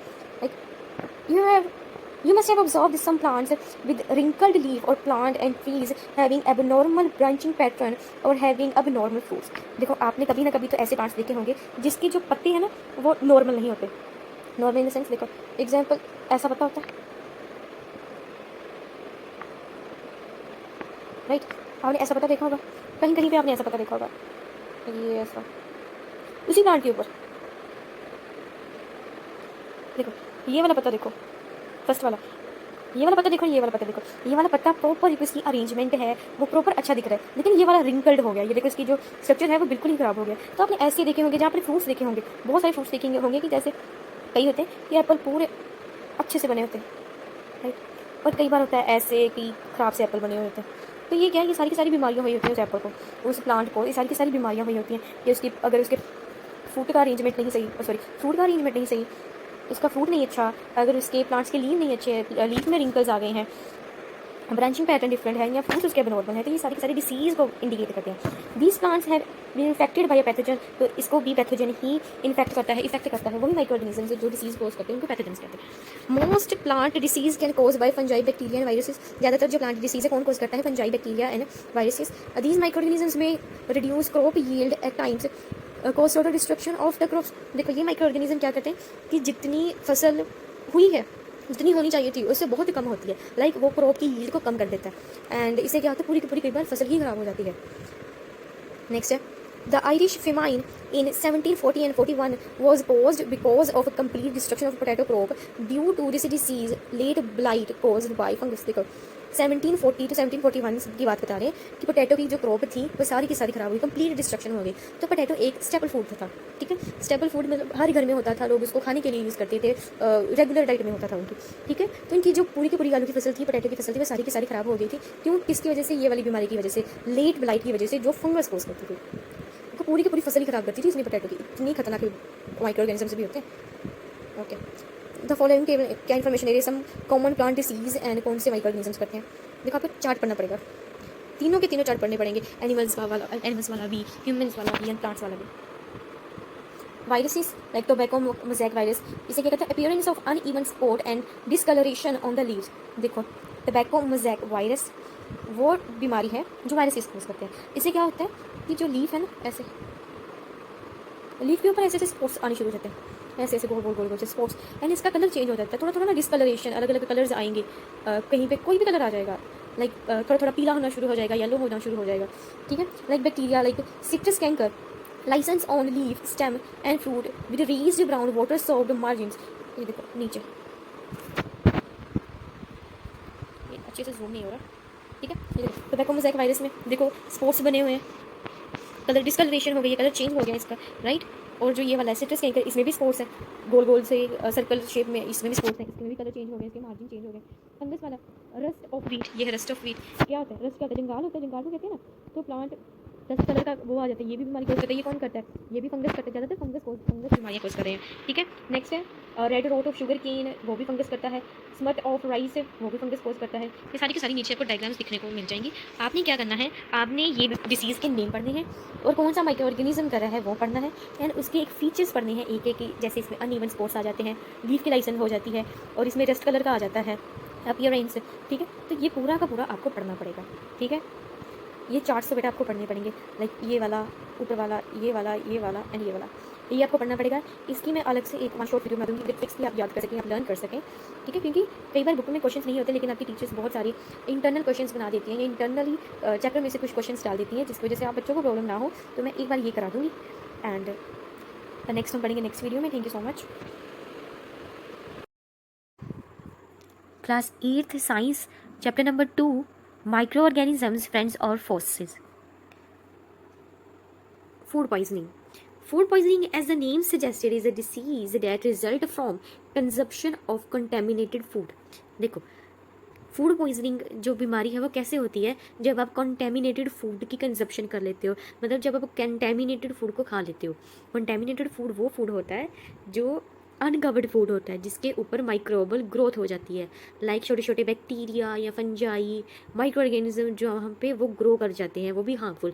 अगर वो आपके साथ खाने के साथ आपके अंदर चले जाएंगे तो वो डिसीज़ कॉज करेंगे, जिसकी वजह से आपका पेट खराब हो जाएगा, बुखार हो जाएगा, पेट में बहुत सारा दर्द होगा, एक फूड पॉइजनिंग हो जाएगी basically. Symptoms of food poisoning are vomiting, nausea, severe pain in the abdominal region, diarrhoea and dehydration. देखो सिम्टम्स क्या है फूड पॉइजनिंग के, कि आपको फूड पॉइजनिंग हो गई है। एक तो आपको वॉमिट्स बहुत आएंगी, उल्टियाँ बहुत आएंगी, ठीक है। सेकंड है नोजिया।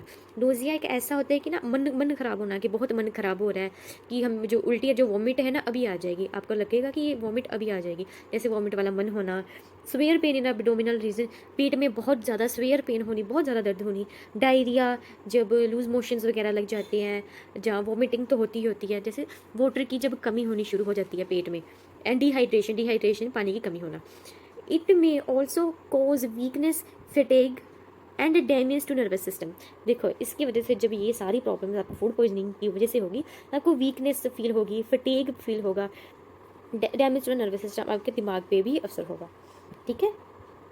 फटीग होता है कि बहुत ही ज़्यादा रेस्टलेस, थका हुआ आदमी, कि रेस्ट करने के बाद भी वो इतना ज़्यादा वीक फील कर रहा है, इतना ज़्यादा लो फील कर रहा है, ठीक है।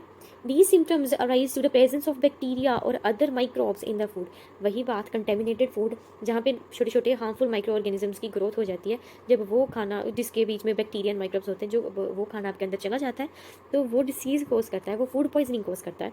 दिस में also due the injection of toxin contain in food in including those produce in bacteria. Same बात वही है कि कंटेमिनेटेड फूड खाने से जो आपने उसके अंदर जो माइक्रो ऑर्गेनिजम्स ने जो केमिकल्स वहाँ पे छोड़े होंगे, टॉक्सिन्स वहाँ पे छोड़े होंगे, आपने जब वो इनटेक कर लिए फूड के साथ, तो आपको प्रॉब्लम आएगी। Some bacteria like clostridium and staphylococci and fungi like aspergillus cause food poisoning. ये जो बैक्टीरिया है एंड फंजाई है लाइक क्लोस्ट्रीडियम, स्टेफाइलोकोकाई और फंजाई है जो एस्परगिलस, ये फूड पॉइजनिंग कोज करती है। Food must be properly prepared and store to prevent food poisoning. जो खाना है उसको अच्छे से फाइनली कुक करके, अच्छे से पका के, एंड उसको प्रिजर्व करके रखना चाहिए, स्टोर करके रखना चाहिए, प्रॉपर उसकी कवरिंग करके। अगर जब खाना थोड़ा बच गया है तो उसको फ्रिज में कवर करके रखना चाहिए। Food poisoning can occur when food is left unrefrigerated for long period of time. देखो सब्जियां कई बार ख़राब हो जाती है ना, जब कई बार होता है कि ये तो बाहर ही रह गई, ये फ्रिज में रखने का याद भूल गया, ये वाली सब्जी बाहर रह गई, ये देखो कितनी स्मेल कर रही है, तो वो खाना ख़राब हो जाता है, वो फूड ख़राब हो जाता है। अगर आप उस फूड को इंटेक कर लोगे तो आपको फूड पॉइजनिंग हो जाएगी, ठीक है। वही फूड जो बहुत देर तक रेफ्रिजरेटर में ना रखा गया हो, बाहर ही रह गया हो। This often happens at picnic and large parties. तो ये कब होता है, अगर आप कहीं पे पिकनिक वगैरह पे जा रहे हो तो टाइम बहुत लगता है। सुबह आपने खाना बनाया तो वो ट्रैवल करके पूरा लेके जा रहे हो, वहाँ पे खा रहे हो, रेफ्रिजरेट तो होगा नहीं, है ना, तो वो कितना टाइम लग जाएगा, तो उसके चक्कर में वहाँ पर माइक्रोबियल ग्रोथ हो जाएगी एंड फूड आपका ख़राब हो जाएगा। Sometimes miss handling also cause food poisoning. कई बार मिस हैंडलिंग, जैसे भूल गए हैं फ्रिज में रखना, तो that is miss handling. Persons who handled or prepare food should wash their hands to prevent contamination of food। जो भी खाना पर्सन, जो भी आपके घर में पर्सन जो भी खाना बनाता है, उसे प्रॉपर हैंड वॉश करके, सब्जियां वॉश करके, हर चीज़ को वॉश करके साफ़ सुथरे तरीके से ही खाना बनाना चाहिए कि जो फूड है वो कंटेमिनेटेड ना हो जाए।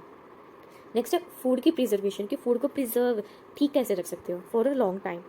Food preservation is the process of treating and handling food for so as to stop और greatly slow down spoilage caused और एक्सेलरेटेड बाय माइक्रोऑर्गेनिजम्स। देखो, फूड की प्रिजर्वेशन मतलब फूड को ख़राब होने से बचाना, वो ऐसा एक प्रोसेस है जिससे आप फूड को बचा कर रखते हो कि जहाँ उसके अंदर जो माइक्रोबियल ग्रोथ है उसको स्लो डाउन कर देते हो, जहाँ फिर उसको खाने को स्पॉइल होने से बचाते हो, जो कि माइक्रो ऑर्गेनिज्म उस खाने को ख़राब कर सकते हैं। ठीक है, क्या करेंगे, वो क्वालिटी को ख़राब कर देंगे, जो माइक्रो ऑर्गेनिजम्स हैं वो क्वालिटी को ख़राब कर देंगे, वो इडेबल नहीं रहेगा, खाने वाला नहीं रहेगा और उसकी न्यूट्रिटिव वैल्यू नहीं रहेगी। ये वाली सारी चीज़ें कि उसकी क्वालिटी ख़राब ना हो, वो खाने योग्य रहे एंड न्यूट्रिटिव वैल्यू उसकी एकदम सही रहे, जिसकी वजह से फूड की प्रिजर्वेशन की जाती है। ठीक है, कि माइक्रो ऑर्गेनिजम्स की जो ग्रोथ है उसे स्लो डाउन कर देना। ठीक है, preservation usually involves preventing the growth of bacteria, fungi and other micro organism as well as retarding the oxidation of a fat which cause rancidity. देखो, प्रिजर्वेशन क्या है कि वो बैक्टीरिया, फंजाई या अदर माइक्रो ऑर्गेनिजम्स को उसकी growth को inhibit कर देना, उनकी ग्रोथ को रोक देना कि उनकी ग्रोथ ना हो, राइट। और जो खाना है उसकी फैट के ऑक्सीडेशन से बच जाए, मीन्स खाना रेंसिड ना हो जाए, उसकी रेंसिडिटी ना हो जाए, फूड खराब ना हो जाए। ठीक है, rancidity means having disagreeable order और taste due to composition of oils और फैट। देखो, जो खाना तला हुआ होता है, लाइक स्ट्रीट फूड होता है, तो वो हमेशा तेल में बनता है ना, ज़्यादा तेल में बनता है। तो कहते हैं कि उस खाने को बचाने के लिए, जो जिसमें फैट्स एंड ऑयल्स है, उस खाने को बचाने के लिए जो रेंसिडिटी ना कर दे, मतलब रेंसिडिटी वो होता है कि स्मेल ख़राब आनी, वो खाने को ख़राब हो जाना, गंदी सी ऑर्डर आनी कि आप उसको खा नहीं सकते। Some preservation method required food to be sealed after treatment to prevent recontamination with the microbes। देखो, कई प्रिजर्वेशन के मेथड ऐसे हैं कि फूड को सील करके रखना है, कि जब उसके अंदर सारे माइक्रोब्स ख़त्म कर दिया आपने, जिस भी प्रोसेस से किए, स्टरलाइजेशन से किए या पेस्चराइजेशन से किए, तो उसको सील कर दो, उस खाने को, उसको फूड को सील कर दो जब आपने उसके अंदर आपने सारे के सारे माइक्रोब्स जब मार दिए। Other method such as drying allowing food to be stored without any contaminant for a long period. तो नीचे कुछ डिटेल में प्रोसेस बताए होंगे प्रिवेंशन के, कि आप फूड की प्रिवेंशन कैसे कर सकते हो। लाइक जल्दी जल्दी पढ़ लेते हैं। Like drying, this method reduce water content sufficiently and thereby prevent or delay bacterial growth. Drying क्या है, खाने से सारा का सारा वाटर कंटेंट बाहर को ले लेना। जब जो खाना है, जो भी ड्राई फ्रूट्स वगैरह है, जो कोई भी फूड जिसको ड्राई कर लिया, उसमें से सारा का सारा पानी कंटेंट निकाल लिया है, तो इससे क्या होता है, बैक्टीरियल ग्रोथ नहीं होगी, क्योंकि उनको पानी भी चाहिए। ठीक है, तो वो खाना माइक्रोब्स के लिए, माइक्रो ऑर्गेनिजम्स के लिए अवेलेबल ही नहीं होगा तो सही वहाँ पे खाना, पर वो उसको इनटेक नहीं कर पाएंगे, ले नहीं पाएंगे, जस्ट बिकॉज इसमें वाटर का कंटेंट नहीं होगा। ड्राइंग ऑल्सो रिड्यूस वेट, जब आप किसी भी चीज़ से पानी निकाल लेते हो तो उसका वेट कम हो जाता है, क्योंकि पानी का वेट तो निकल गया। Making food portable, more portable, some common foodstuffs that are preserved by dryings are apple, pear, banana, mango, papaya, apricot and coconut। ये कुछ फूड स्टफ्स या कह दो फ्रूट्स बताए हैं जो कि ड्राइंग के प्रोसेस से, ये वाले प्रिवेंशन के प्रोसेस से किए जाते हैं। Drying is also the normal mean of preservation for cereals, grains such as wheat, maize, oats, barley, rice, millet and rye। ठीक है, तो ये प्रिजर्वेशन जो आप कणक वगैरह आती है, चावल आता है, गेहूँ आता है, राइट, मिलेट आता है, बार्ली आता है, ओट, मीज, ये सारे के सारे ड्राई फॉर्म में आते हैं।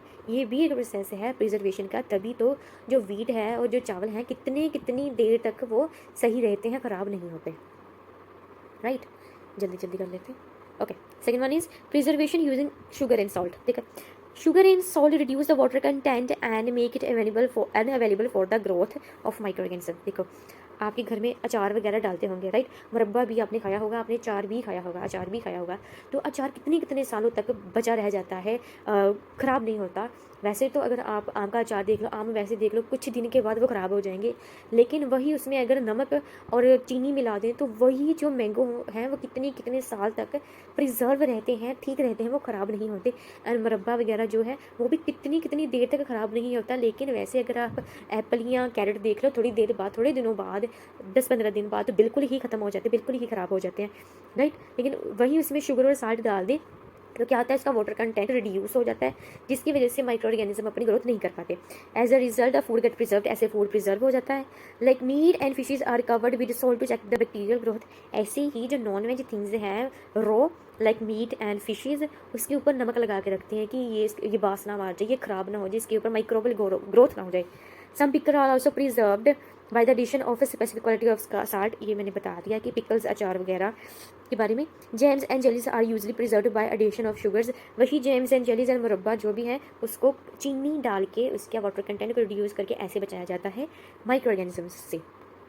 Next, preservation using acetic acid. Acetic acid in the form of vinegar is used in the manufacture of several pickled product. वही प्रिजर्वेशन जैसे ऊपर नमक एंड सॉल्ट एंड शुगर की वजह से यहाँ पे एसिटिक एसिड जो अचार वगैरह में पड़ता है, वही विनेगर और एसिटिक एसिड सेम एक ही बात है। अचार वगैरह में पड़ के वो उस अचार को, उस मैंगो को, उस फूड को बहुत सालों तक बचा के रखता है। ऐसे प्रिजर्वेशन होती है using acetic acid.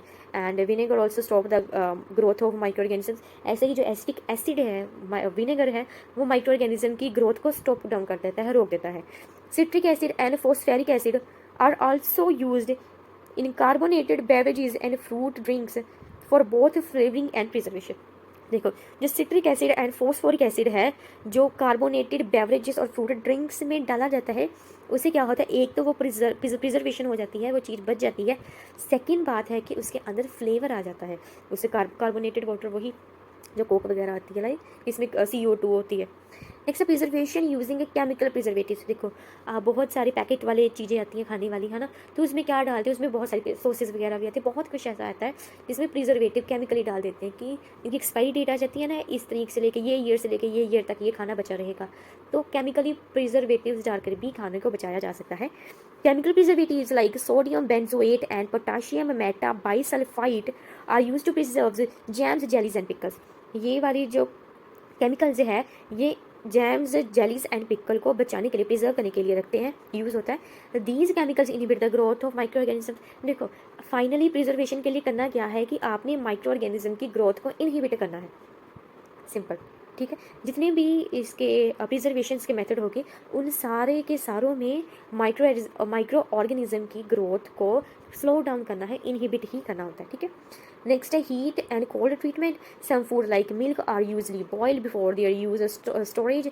Boiling kills mining organisms. देखो, हमेशा जब भी आप दूध लेते हो तो क्या करते हैं जो मम्मी है, हमेशा उस दूध को बॉईल करके रखती हैं, फिर उसको ठंडा करके थोड़ा सा फिर फ्रिज में रखती हैं, ऐसे नहीं रखती। तो उसको बॉईल करके फ्रिज में रखने का प्रोसेस ही क्यों है कि बॉईल करने से एक तो माइक्रो ऑर्गेनिज्म किल हो जाते हैं, मर जाते हैं, सारे के सारे मर जाते हैं।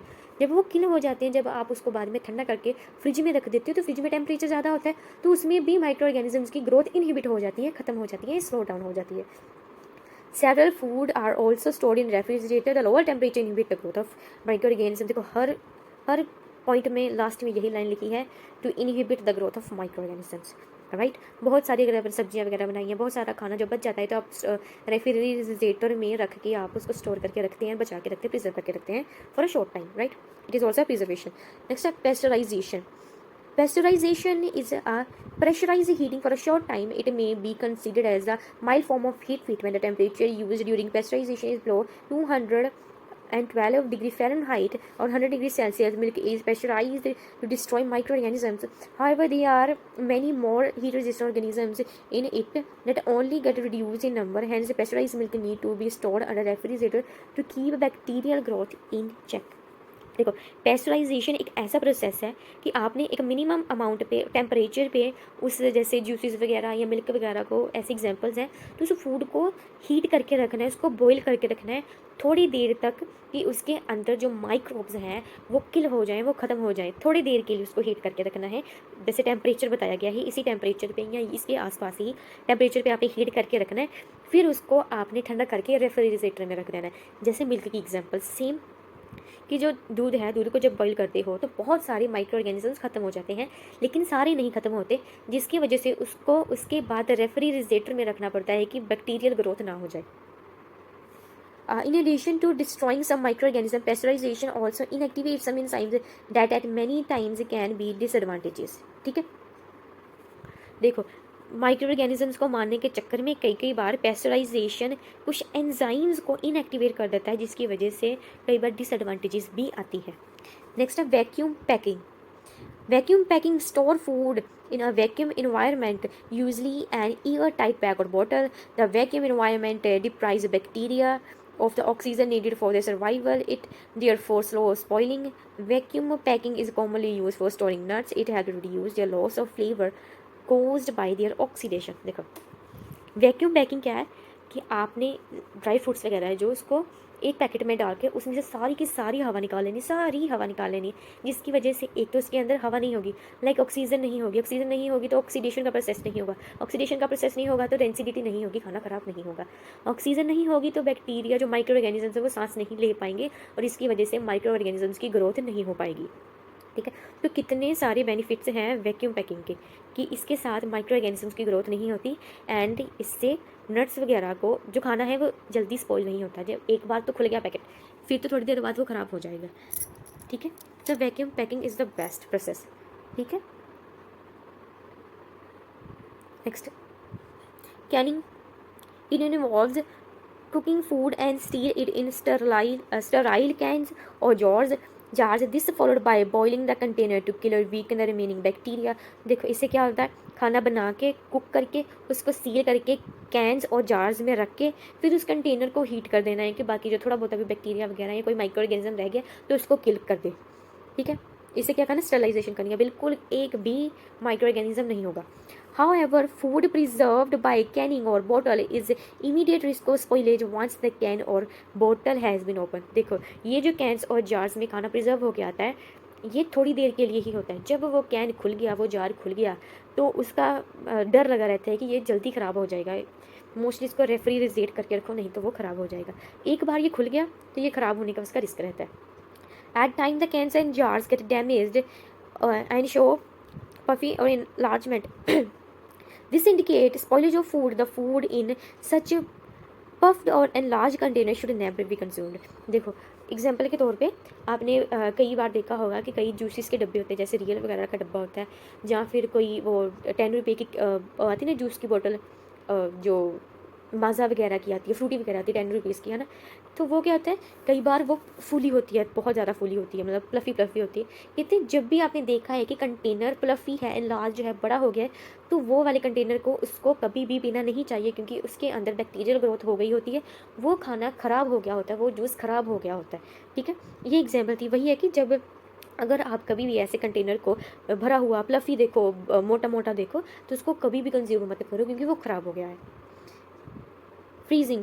When the food are kept at below freezing temperature, most chemical changes take place such as reduce rate, that only minor changes are noticeable even after long period of storage. However, microorganisms generally more resistant to cold than heat, although some are killed by freezing. Most bacterial spores and large number of microorganisms survive and get revitalized when food is thrown। देखो, कहते freezing से preservation तो हो जाती है, लेकिन ज़्यादा दिनों तक नहीं, राइट। कई बार खाना बहुत दिनों तक फ्रिज में भी पड़ा रहे तो वो ख़राब हो जाता है, वहाँ पे बैक्टीरिया वगैरह ग्रोथ हो जाती है, क्योंकि जो माइक्रो ऑर्गेनिजम्स हैं ज़्यादा हीट पे ख़त्म हो जाते हैं, मर जाते हैं, लेकिन ठंड में वो फिर भी सर्वाइव कर जाते हैं, जिसकी वजह से थोड़ी देर बाद वो ग्रोथ करनी शुरू कर देते हैं, ख़त्म कर देते हैं उसकी न्यूट्रिटिव वैल्यू खाने की। राइट, चैप्टर हो गया कंप्लीट। ये थोड़े से कीवर्ड्स हैं, जल्दी जल्दी पढ़ लेते हैं। Antibiotic chemical produce by micro organism that kill और inhibit the growth of other harmful micro organism. Antibiotic हमें पता है कि जब कोई बीमार पड़ जाता है तो उसको एंटीबायोटिक्स देते हैं। ये क्या है? माइक्रो ऑर्गेनिजम्स के द्वारा बनाए हुए ऐसे केमिकल्स जो हार्मफुल माइक्रो ऑर्गेनिजम्स को किल कर देते हैं, जो उनकी ग्रोथ को स्लो डाउन कर देते हैं। Like antibody. नेक्स्ट है antibody. Protein produced by special kind of blood cells to identify destroy microbes like bacteria viruses. Antibody ऐसी प्रोटीन है जो हमारे ब्लड सेल्स बनाते हैं कि जब भी बाहर से कोई भी हार्मफुल माइक्रो ऑर्गेनिज्म हमारी बॉडी के अंदर आता है तो उसको रिकॉग्नाइज करता है, उसको हार्मफुल माइक्रो ऑर्गेनिज्म को वो किल कर देता है, right. Bio augmentation using bacteria in the treatment of sewage industrial waste. Bio augmentation क्या था कि जब सीवेज की क्लीनिंग करनी है, साफ़ करना है, उसका पानी साफ़ करना है कि वो और कामों के लिए यूज़ हो जाए, तो वहाँ पे कुछ माइक्रो ऑर्गेनिजम्स मोस्टली बैक्टीरिया को यूज़ करते हैं, यूज़फुल बैक्टीरिया को यूज़ करते हैं कि उससे वो सारा का सारा गंदा मटीरियल उसको ईट अप कर ले, खा जाए, उसको ख़त्म कर दे एंड उस पानी को साफ़ कर दे। That process is called as bio augmentation. Next है bio geochemical cycle, a pathway for cycling the nutrients between abiotic component and biotic component of the ecosystem। देखो बायो जियो केमिकल साइकिल क्या था कि देखो बायोटिक एंड एबायोटिक में घूमना, right. जैसे हवा क्या है? एबायोटिक है, मतलब नॉन लिविंग है, एंड बायोटिक मीन्स लिविंग।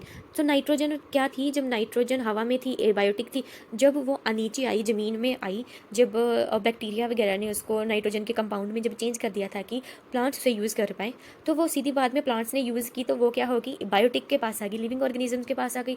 जब वो प्लांट खत्म हो गया तो वो फिर से सारी के सारा जो नाइट्रोजन है वो ज़मीन में चला गया, ज़मीन के बाद वो फिर से हवा में चला गया, तो जहाँ से वो आया था वहाँ से वो वापस चला गया, जिसमें बायोटिक एंड एबायोटिक दोनों कॉम्पोनेंट्स आए। उस साइकिल को कहते हैं biogeochemical cycle. Next communicable disease, a disease which spread from infected person to a healthy person.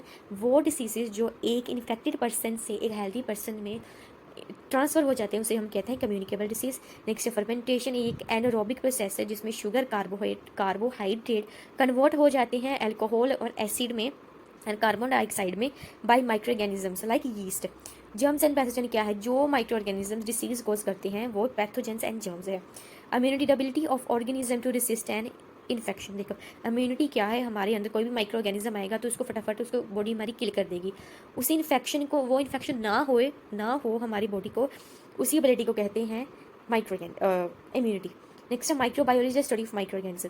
Micro organism की स्टडी को माइक्रोबायोलॉजी कहते हैं।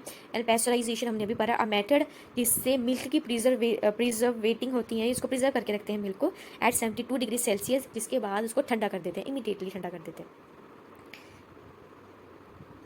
नेक्स्ट है रेंसिड, एन अनप्लीजेंट टेस्ट और order of food containing fats and oils caused by chemical change और decomposition.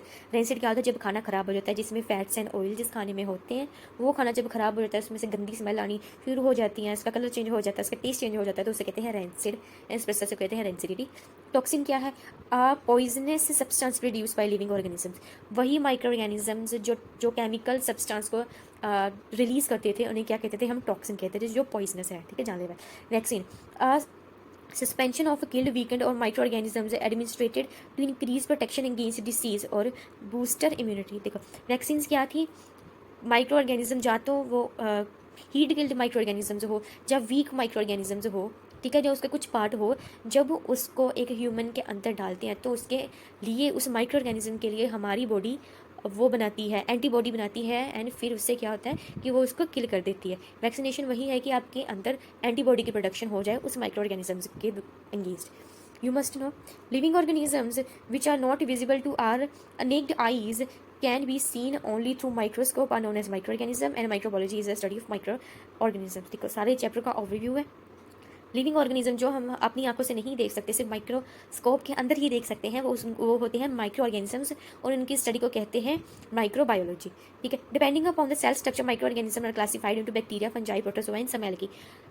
Cell के structure के basis पर माइक्रो ऑर्गेनिजम्स को 4 में क्लासीफाई किया गया था, bacteria, fungi, protozoa and algae.